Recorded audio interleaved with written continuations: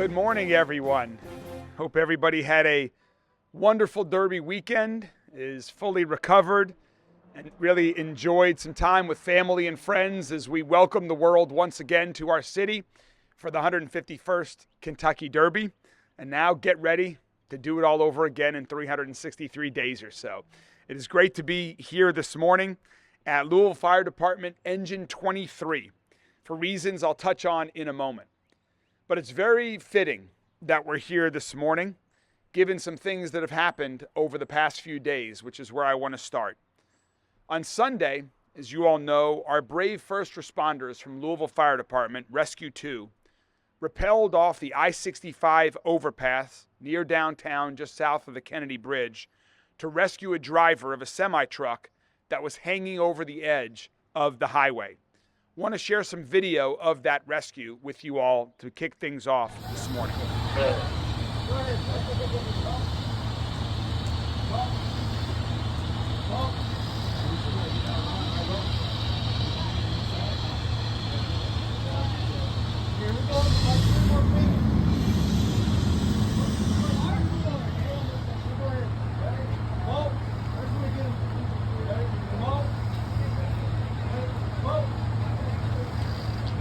This rescue is another example of our amazing colleagues at Louisville Fire Department. And Chief, I just want to thank everyone on Louisville Fire Department, all of you and your colleagues, for that amazing work once again on Sunday, where the world sees the great heroism that you all exhibit every day. It took about 30 minutes, and amazingly, the driver was uninjured in this effort. Thank you all incredibly much. Thank you all so much. I also want to thank dispatcher Martina Werner, who was with us here today. Martina took the call from the driver and calmly dealt with him and helped the driver through this challenging situation when he literally thought he might be losing his life, to help him stay calm and focused and with her during this period of time so that he was safely rescued. Martina has been with Metro Safe for 3 years. She's a member of the National Guard as well. And Martina, thanks to you and all of your colleagues at Metro Safe for what you do on a daily basis. The dispatching and conversation call, part of the first responding, is so critically important as well. And so just want to thank you and all of your colleagues as well. Thank you. And it may go without saying, but that we had several accidents at that location, nearby location on I-65. And so I just want to make sure that everyone in our city that's coming through our city, that drives through our city, whether it's there on I-65 or anywhere else, is always focused on safety. When the time comes, first responders will answer the call, but the best way is to prevent accidents from happening in the first place. And so please use caution, drive carefully, to help avoid emergency situations like that in the first place. Given the number of accidents that we had over the weekend in that one area, I have been in conversations with Secretary of Transportation Jim Gray, Kentucky Secretary of Transportation Jim Gray, and my colleagues, Deputy Mayor George, and our colleagues at Public Works have been in contact with others as well to make sure we're looking at that specific area of roadway to see if there are things that need to be improved when it comes to safety in that area. Safety, of course, is our top priority, which I'll be talking about more as we continue to this morning. So in the weeks ahead, now that we're through the Derby weekend, we are going to continue our focus on the upcoming budget. And as I spoke about in my budget address a few weeks ago, we are fortunately in a strong position. We have great momentum all across the city. Our city is growing, and our responsible management of taxpayer funds has created a one-time surplus of nearly $50 million. That means more resources to invest back into our priorities this year and in years ahead. And at Louisville Metro government, as I just mentioned, there is no higher priority than safety, public safety. As we just saw, our team at Louisville Fire always steps up in times of great need and is a key part of our public safety team. They're willing to put their safety and their lives at risk to help protect others. And for far too long in our city, Louisville Fire Department has been underfunded, and our firehouses have been in disrepair. Louisville Fire Department and all of our Louisville firefighters deserve better, and we want to back them up and support them by investing in the Louisville Fire Department. And that's why halfway through this current year's budget, when we had a surplus mid-year, we directed funds for new fire engines, a new truck, and building improvements at 4 firehouses with Metro Council support. I want to thank my colleagues on Louisville Metro Council for their support of that critically important investment. That progress is already underway, but there are additional urgent improvements that are still needed. So in my recent budget, one of our top priorities when it comes to public safety is to continue to support the Louisville Fire Department. And where we are today, Engine 23 is one example of a firehouse in need of support. Because of the age and the size of this building, Engine 23 cannot accommodate female firefighters to be housed here. That's simply unacceptable. So for that and other reasons, I'm proud that my proposed budget includes funding for a completely new fire station to relocate Engine 23 from this location. And so to talk a little bit more about what this would mean for the fire department, for fire services, and the work that's been already underway with our Louisville Fire Department recent investments, I'd like to invite up Chief Brian O'Neill. Thank you, Mayor Greenberg. As the mayor said, we've got a lot of problems when it comes with our facilities. The Louisville Fire Department is the 3rd oldest professional fire department in the United States. That comes with a lot of history. We're very proud of that, but that also comes with a lot of age, a lot of wear and tear. We have 6 of our stations that are older than 100 years. This station here was built in the early 1950s. It was a different time. As we repair, as we update, sometimes it's just not capable. And as Mayor Greenberg said, having a station in 2025 where I can't have female firefighters work there is completely unacceptable. And as we're making these repairs, at some point, you have to rip off the Band-Aid and replace instead of repair. So what we're looking at doing with this, we've got a small area for beds. We've got a small area for just a single bathroom. We need facilities that contribute to the daily health and wellness of our firefighters. If you think about your firefighters, we work a schedule that's 24 hours on, 48 hours off. So 1/3 of our lives is spent here serving the community. And we want those to be modern facilities that contribute to their health and well-being. We need workout space. We need gender neutral areas so that basically unisex bedrooms, bathrooms, so that everybody can feel safe, comfortable in this environment that they're at for 1/3 of their lives. We've made great improvements. I cannot thank Mayor Greenberg enough. When he talks about his investment in public safety, he has put his money where his mouth is. He's included us in all of these budget requests and made sure that we're a priority. We're seeing great improvements. I invite you to please come down to our fire station at 18th and Garland to see the improvements there. It's impressive. If you go by Floyd and Jefferson, the new windows that are up there, it's impressive. We're making changes and we're continuing to press forward. Thank you so much, Chief. In addition to investing in our first responders and all of our public safety professionals, we also need to support their efforts with new technologies that exist to help them improve their performance and help improve the response that we provide to the community. So another example of this in my proposed budget is the funding for a new drone program. These are drones that are specifically used for emergency response situations. They can be deployed to emergency events like fires or hostage standoffs to assess the dangers ahead of time so the first responders who are on their way can formulate a plan en route to safely and effectively address the situation when they arrive. These drones will help us provide a more effective response for people in distress and keep our first responders safer and more prepared. To talk a little bit more about this new proposed drone program and how it will work in action, I'm joined today also by our Executive Director of Emergency Services, Jody Myman, to tell you a little bit more about this really exciting proposed new initiative. Jody? Thank you, Mayor. So, yeah, this is a program that, individually across the country, several agencies are doing this. But, we felt it was necessary to come together from Louisville Fire, the Louisville Metro Police Department, and Emergency Services to do a combined effort. And I think the guys standing there in the back, they're the ones that have done all the work, and they've spent countless hours studying this. And, and they've come together and put together a universal plan. And, really it's going to affect the overall safety for the responders. They're going to be able to see things before they get on scene so that they can keep from being potentially put in harm's way. It's going to help with overall coordination so that we're on either single or multi-agency responses.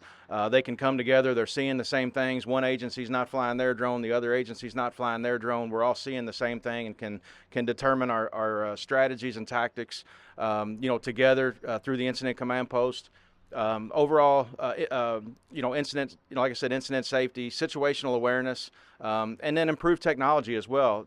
These drones will be capable of providing thermal imaging. So, certain situations during fires where they'll be able to see, a fire that's in a certain location they may not be able to see from the street. It could help with missing persons, where we're looking for people out in the street. And then, with law enforcement, if they're looking for somebody or they're in a foot chase, they're going to be able to, to identify that and see them a lot quicker. Our quicker response times, we get out the door very quickly in all the public safety agencies, especially in our high priority calls for service. But this is going to be even faster. Get a drone on scene and allow them to see exactly what's going on before they get there, so that they can determine how they're going to move forward with their objectives. So this is a good process. This could be one of the only things like this in the country where we're a combined effort with all the public safety agencies. So it's going to improve our overall coordination and response throughout the whole city of Louisville. Thanks, Jody. Before we take questions, and of course Chief O'Neill and Director Myman are available as well, I'd like to touch on a couple more topics before we get to media questions. First, I want to recognize the incredibly hard, continuous work of LMPD, along with their partners at the ATF, Louisville Field Division, the DEA, IRS, Homeland Security, and the Jeffersontown Police Department. Last Friday, when much of the city was focused on the Kentucky Oaks and getting ready for the Kentucky Derby, those collective agencies provided an update on recent local efforts to combat the trafficking of firearms to Mexico that was impacting our city right here in Louisville. And this includes an ongoing investigation that has broken up cartel operations that were happening here in Louisville. The seizure of illegal firearms and busting up a money laundering operation. It's through this type of collaboration, local and federal partners working together, that make our city safer, stronger, and healthier. And I'm grateful for this ongoing work. I'm grateful for LMPD's continued partnership with other agencies to ensure that whatever the crime, we are focused on improving public safety here in our city. We also last week announced the arrests and the triple homicide that occurred in Portland not too long ago. Incredible work that was done again to hold individuals accountable for heinous crimes. That is going to continue to be our focus, to prevent violent crime in the first place and hold individuals responsible when they do commit such crimes. Also, a couple of weeks ago, we announced our Safe Louisville plan, which brings about a whole new approach to addressing gun violence and preventing gun violence in the first place. We have the goal of reducing violent crime by 15% each year. And the mission of our newly renamed Office of Violence Prevention will be to support the strategies and vision laid out in the Safe Louisville plan. And now, we're looking for a new director of the Office for Violence Prevention. It's an exciting opportunity to get in on the ground floor of this work, to be part of transformative work to prevent violent crime in our city. We want to cast as wide a net as possible as we search for the new director of Office of Violence Prevention. So we're encouraging qualified applicants citywide across the region or country to apply, to work to join in to make our city safer, stronger, and healthier in every single neighborhood. It has been the honor of my lifetime to be a public servant in this role, and I know there are others that would find a role in Metro government incredibly rewarding as I do, and I encourage people to apply. And finally, before we take questions, I want to provide some brief comments on a proposed development at Joe Creason Park. A proposed development that's having a community engagement session tonight, the first of two that are currently scheduled to get community input on this proposed project. There's been a lot of things that have been said about this project that are out there, and so I want to be clear about a couple of things about what is actually being proposed. First, let's start with the rich history of tennis at Joe Creason Park. Joe Creason Park has hosted tennis tournaments, professional tennis tournaments, amateur tennis tournaments for decades, an amazing history. And a goal of this project is to revive and strengthen that history of tennis at Joe Creason Park long into the future. And one big focus area is attracting youth tennis players and their families from around the region, around the country, to come to Louisville, to visit Louisville for tennis tournaments, and be a part of our growing tourism industry. We want to continue to find new ways to attract people to visit our city, and one great way to do that is through youth sports. We're going to continue to find ways through tennis and other sports to have world-class facilities in our city. This would be a huge boost for our tourism economy, for economic development, and for independent businesses that are located nearby Joe Creason Park. And just like the exciting tennis courts that are being replaced, this facility will be open to the public, and people will be able to rent the courts for a small fee, just as they are now. That will not change. There will still be public access to the tennis courts at this proposed facility. And the majority of Joe Creason Park will remain untouched. As you all know, I love to run. Joe Creason Park, I've had some great runs in that park. Those runs, those walks, those opportunities for Frisbee, for picnics, for so many other things that happen at Joe Creason Park will continue to remain. This plan will mostly be built on top of what are currently parking lots and tennis courts. There is a small area of the park around the lots and the courts that are being proposed to have buildings on them, but for the most part, this is being built on existing tennis courts and parking lot space. Additionally, this is being proposed by a nonprofit organization. This is not a for-profit initiative. There's been a new 501c nonprofit organization called the Kentucky Tennis and Pickleball Center that has been formed to lead this initiative. So again, this would be a partnership between Louisville Metro government and a nonprofit organization. And Louisville Metro government has similar arrangements like this that long predate me becoming mayor, like with Lou City and the training facility and soccer fields inside Champions Park along River Road.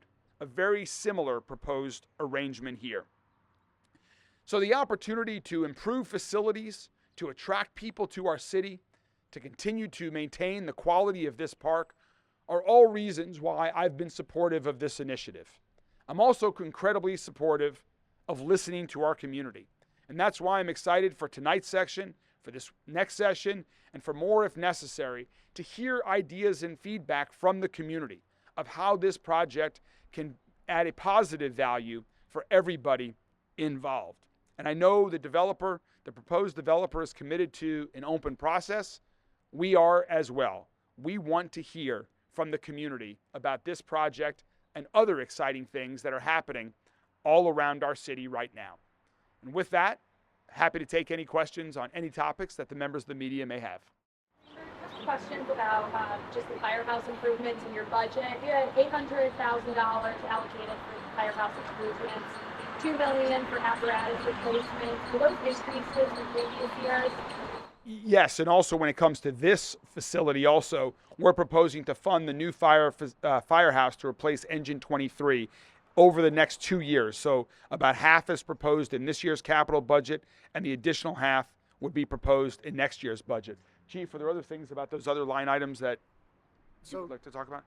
So those two line items are pretty much the normal. So that 800,000 is for our typical year to year for just maintenance, facilities, all the things that we need to do to keep all of our stations. We have 21 stations with 26 companies. We also have a couple of other facilities like our shop. So that $800,000 is what goes to that. That additional $3 million is to go towards the building here. I believe that's enough to build an entirely new firehouse right now. That's enough to get it started. So there's a lot that's going to go into that. You have architectural design, you have land procurement. Obviously, the city has a lot of land. We are working with a computer software program that will help us make sure that we have the exact right spot. If we move this station even just over there, that will affect the response for the Portland firehouse, because it's an entire matrix. So we're working with this company to make sure that the spot that we have is going to be the best possible. But we do believe, just to clarify on that question, we do believe that the combined $6 million, $3 million this year and $3 million next year, that combined $6 million will be enough to pay for the all-in cost of the new firehouse in this area. Absolutely. This company and not one of the 100-year-old stations. Specifically because this company in the year 2025, this station cannot accommodate females. And that's just unacceptable in our current day and age. We've got, and like I mentioned earlier, I invite you to some of those older ones that are old that we've updated. We've just completed an update on engine 17, 18th and Garland. It's right by Brown Foreman. We were able to put in unisex bedrooms with Jack and Jill bathrooms so we can accommodate everybody comfortably. And we will, Paul, we will continue to need to make improvements for the fire department for coming years. I mean, there were decades where there was a lack of investment in Louisville Fire Department and its facilities, and now it's past time to start that investment. I've been meaning to repeat the questions also. The question was, which firefighter was facilitating the rescue on the video? That firefighter was a member of Rescue 2. That was a member of Rescue 2, a member of the Louisville Fire Department. Remember, this is a team effort. I want to be very clear about this. No one individual on the fire department ever works alone, ever operates alone. It takes an entire crew, and not just Rescue 2, but the additional fire companies that were down there that work together. Not only them, the dispatchers that took the call, the police that created a safe scene by diverting traffic and closing off the interstate. It took a lot of people, a lot of effort, so no one individual made that happen.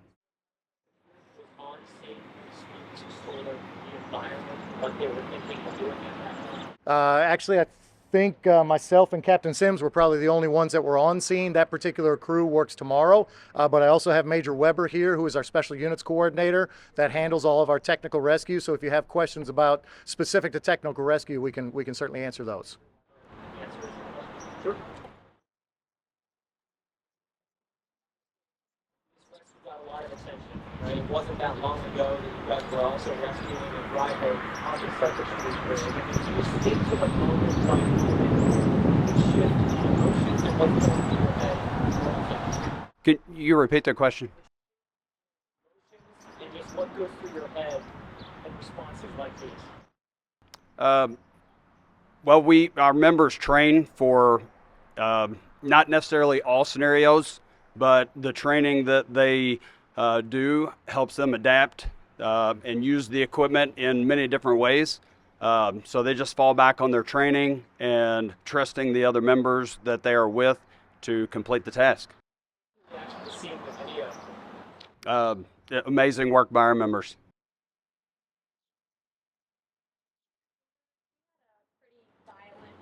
Just coming off the heels of you announcing that Safe Global plan, can you just kind of address the weekend beats that happened here, and maybe just some of the tangible results we hope we can see out of the Safe Global plan? It was very unfortunate that we had 6 violent crime incidents over the extended Derby weekend. That is very unfortunate given how great Derby weekend was for the rest of our community. But certainly for the individuals that were victim of those 6 violent crimes, their families and their friends, they had a very different Derby weekend experience, and that's what we're looking to prevent. In 4 of those 6 cases, we already have identified all individuals involved, and many arrests have already been made with respect to that. With respect to the two crimes that we do not yet have suspects involved in those crimes, I encourage people, if you were at or near the Kroger parking lot, 28th and Broadway, around 2 a.m. on early Saturday morning, please call 574-LMPD or call Crime Stoppers. You can report what you have seen anonymously.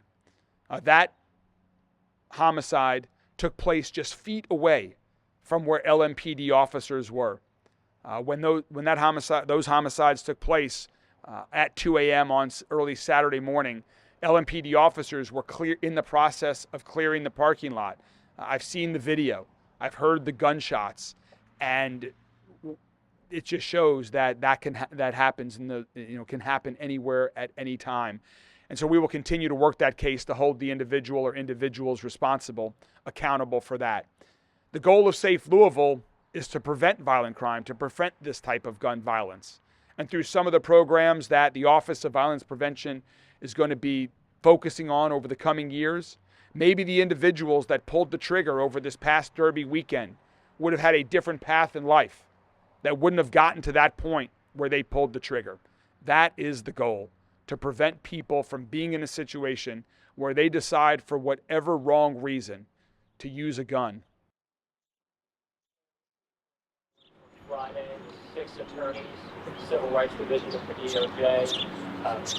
Seems like they're not there anymore. They're definitely no longer on this case. What does this mean to the The question was about the fewer number of attorneys that were on the filing recently with the United States Department of Justice with respect to the consent decree.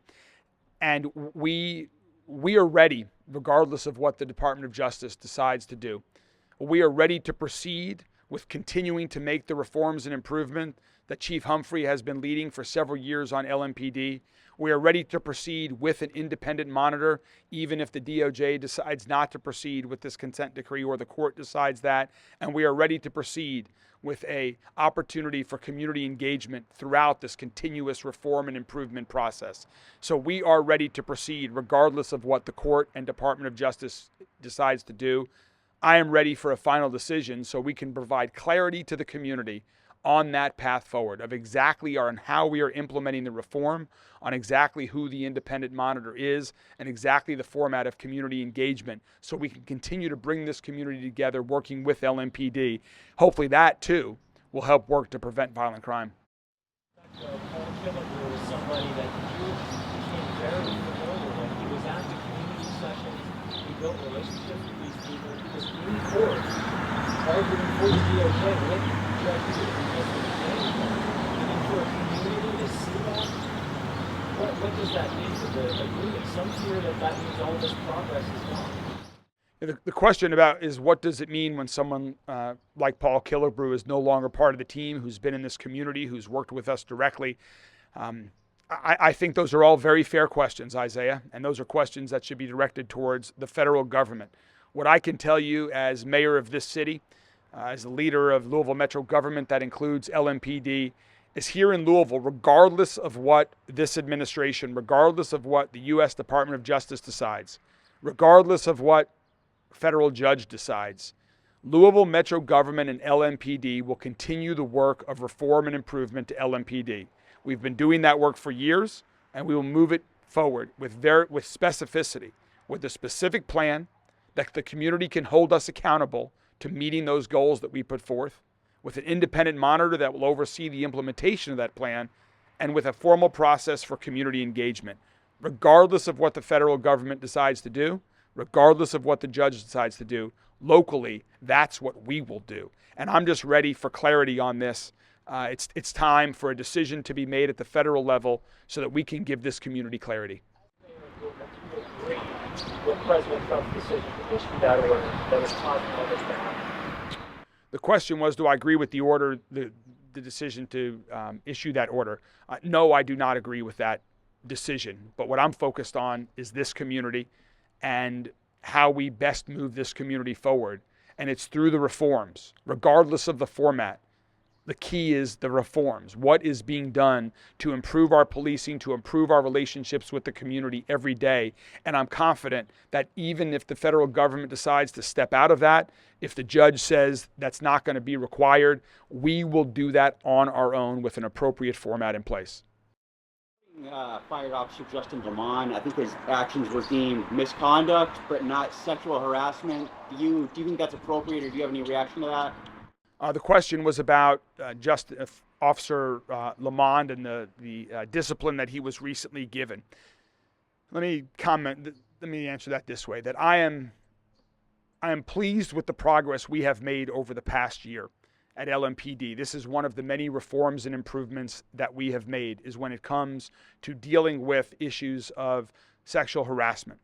We have changed our policy at LMPD on the definition of sexual harassment. We have made it easier for individuals who believe they are victims of sexual harassment to report that through many different channels, so that they have comfort that they can make those reports without any fears. And also, over the past 6 months, Chief Humphrey has terminated 3 individuals on LMPD for unacceptable behavior. There have definitely been problems in the past. We have been focused on moving forward in a new way.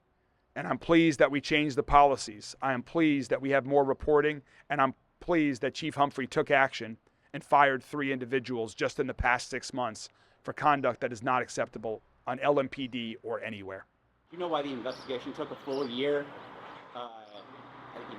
He used his own phone to send a photo of his phone. Yeah, the question was about why the investigation took a full year. I defer to Chief Humphrey on that.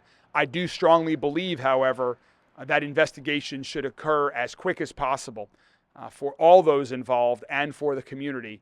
Prompt results are helpful, but of course, most importantly, they need to be thorough. Mayor, question on the drone program. Are you guys going to have specific stations for the drones, or is there going to be there's a SWAT team, there's going to be a drone team at different locations across the city? So the question was about the drone program and where will the drones be located. As Director Myman said, and he can provide additional information here, there will be specific locations on the roofs of firehouses across the city where the drones will be physically located before they take off. There will be a central command station for all of the drones that will support all of our first responder agencies. So the drone program, just like 911, dispatches for fire and for LMPD and EMS. This drone program will have a central command that will be in close communication with LMPD, with the fire department. You talked about speaking to Secretary Greenberg about that 65, 64 corridor. Maybe you can share about what you guys are considering or what you want to do over there. Yeah, the question was, I mentioned that I'd spoken with Kentucky Secretary of Transportation Jim Gray about I-65 South, and just to focus on safety for all of us to revisit that to see if there's additional enhancements that we can do. We're looking into, first of all, the cause of these accidents that did occur. Was it related to weather? Was there driver issues? Why did they happen?